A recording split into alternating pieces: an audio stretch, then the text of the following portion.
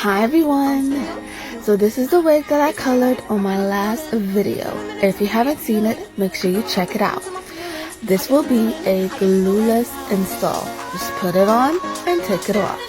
If you're interested to see how I style it, keep on watching.